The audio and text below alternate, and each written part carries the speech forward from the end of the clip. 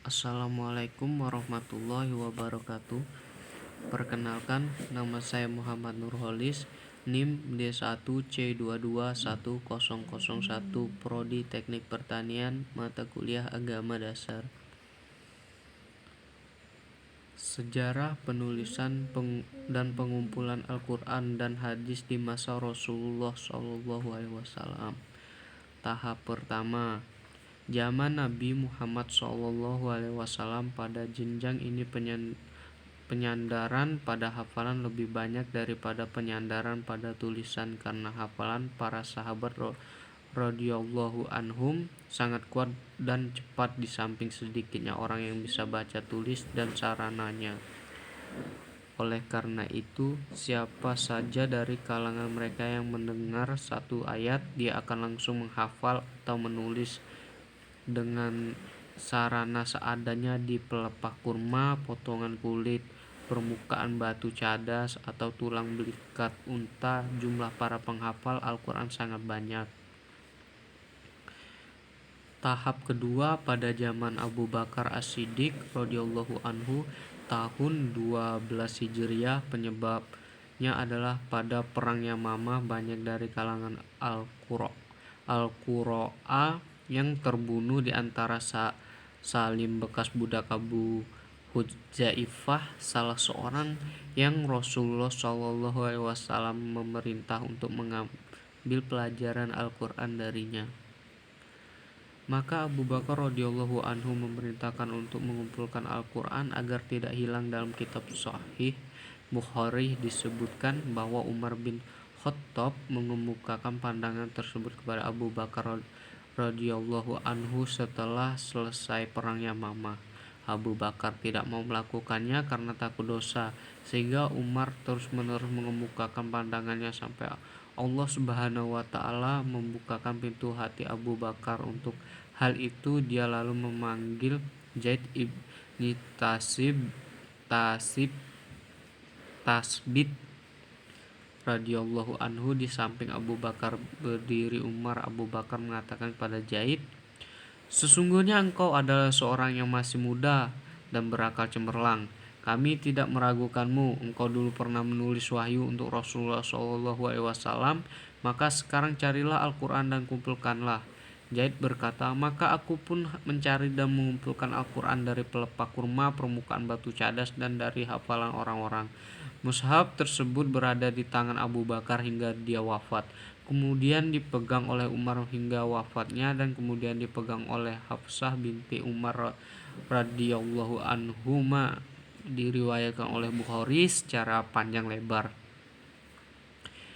Kaum muslimin saat itu seluruhnya sepakat dengan apa yang dilakukan oleh Abu Bakar. Mereka menganggap perbuatan itu sebagai nilai positif dan keutamaan bagi Abu Bakar, sampai Ali ibni Abi Thalib radhiyallahu anhu mengatakan, "Orang yang paling besar pahalanya pada mushaf Al-Quran adalah Abu Bakar.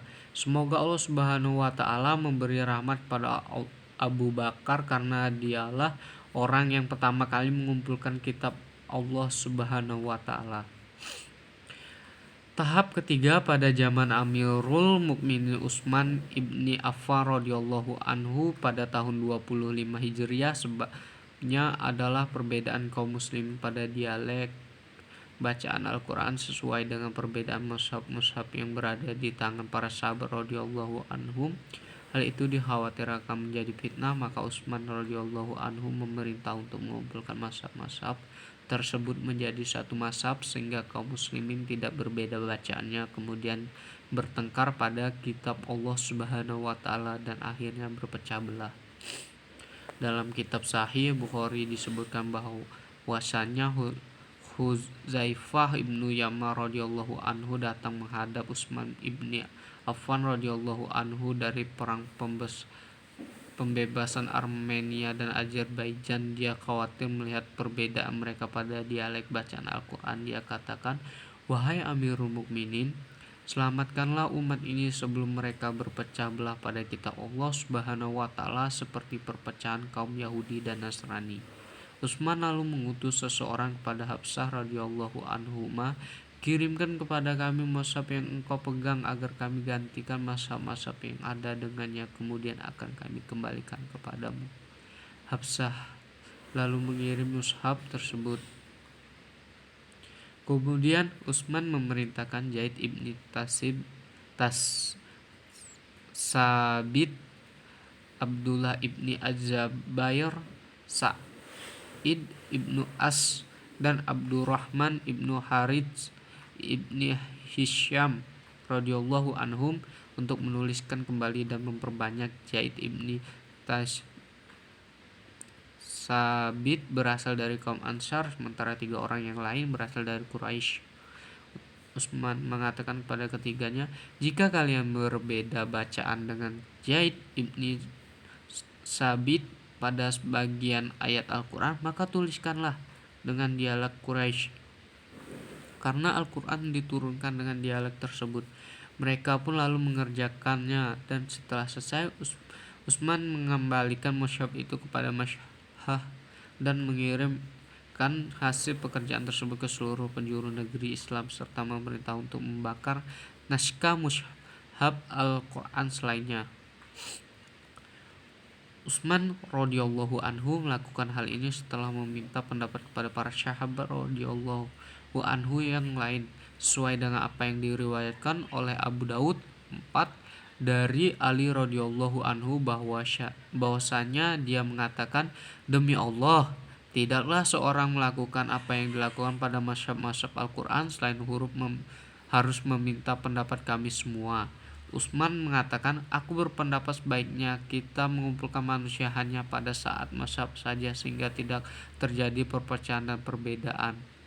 Kami menjawab, alangkah baiknya pendapatmu itu. Mushab ibni Sa'ad 5 mengatakan, aku melihat orang banyak ketika Utsman membakar mazhab yang ada. Mereka keheranan melihatnya.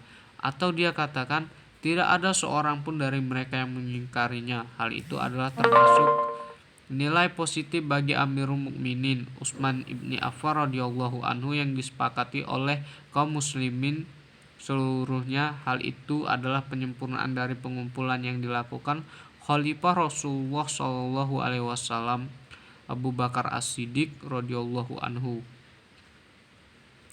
Perbedaan antara pengumpulan yang dilakukan Utsman dan pengumpulan yang dilakukan Abu Bakar radhiyallahu anhu adalah tujuan dari pengumpulan Al-Quran di zaman Abu Bakar adalah penulisan dan mengumpulkan keseluruhan ayat-ayat Al-Quran dalam satu mushaf agar tidak tercecer dan tidak hilang, tanpa membawa kaum muslimin untuk bersatu pada satu mushaf.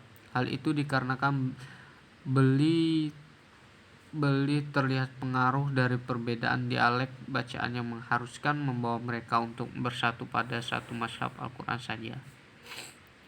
Sedangkan tujuan dari pengumpulan Al-Quran di zaman Utsman radhiyallahu anhu adalah mengumpulkan dan menulis Al-Quran dalam satu mazhab dengan satu dialek bacaan dan membawa kaum muslimin untuk bersatu pada satu mazhab Al-Quran karena timbulnya pengaruh yang mengkhawatirkan pada perbedaan dialek bacaan Al-Quran.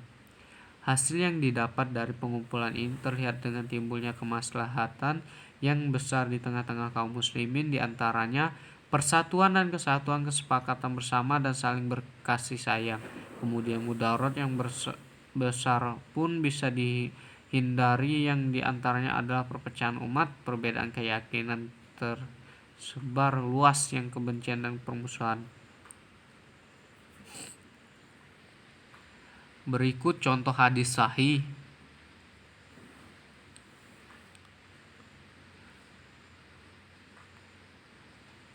Dan berikut contoh hadis sahih yang kedua.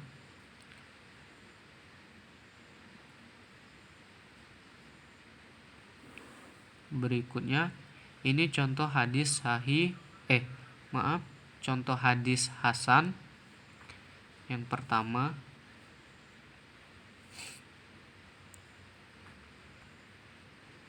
Dan ini contoh hadis hasan yang kedua.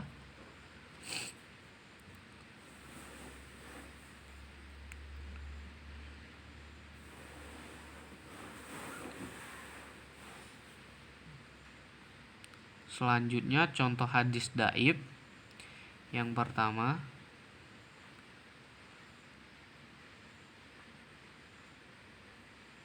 yang kedua contoh hadis dhaif.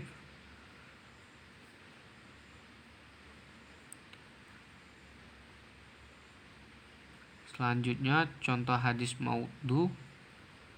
Yang pertama,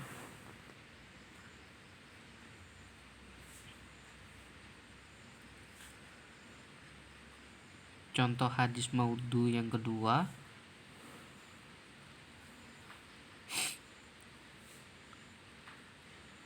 Selanjutnya, biografi singkat periwayat hadis. Sekitar 50.000 hadis lalu memilih dan menulis 4.800 diantaranya dalam kitab Sunan Abu Dawud.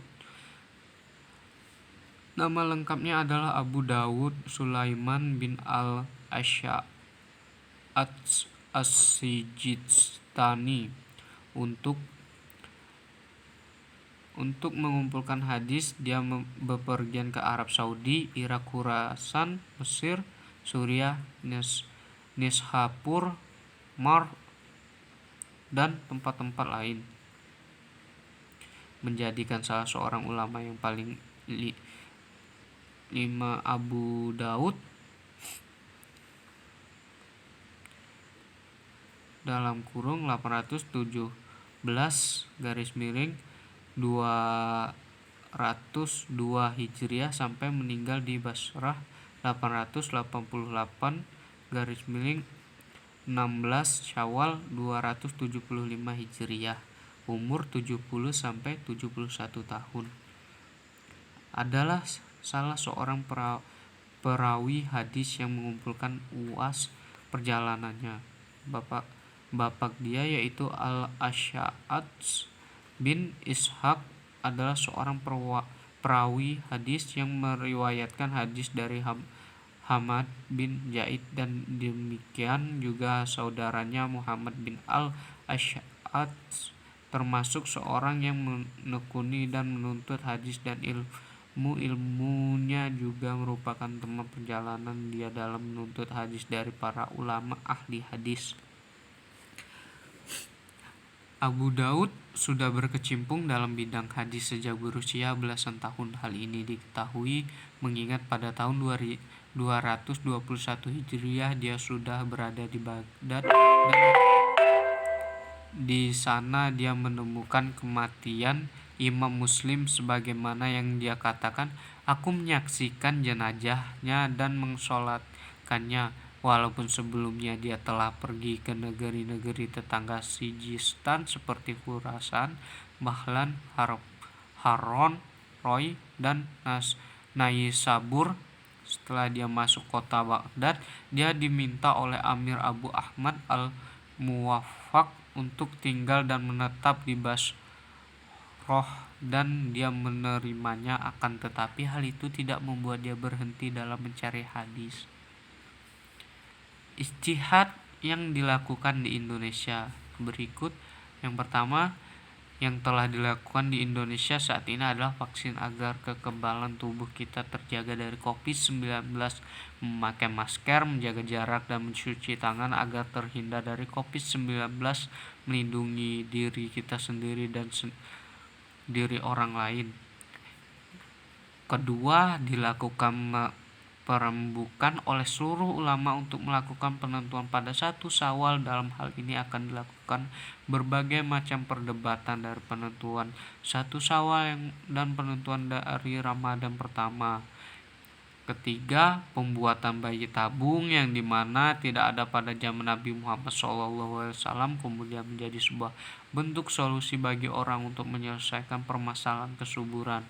Melakukan perujukan terhadap berbagai macam bentuk hadis untuk menemukan sebuah hukum yang dibuat oleh teknologi pada bayi tabung. Baik, sekian dari saya. Akhirul kalam. Wassalamualaikum warahmatullahi wabarakatuh.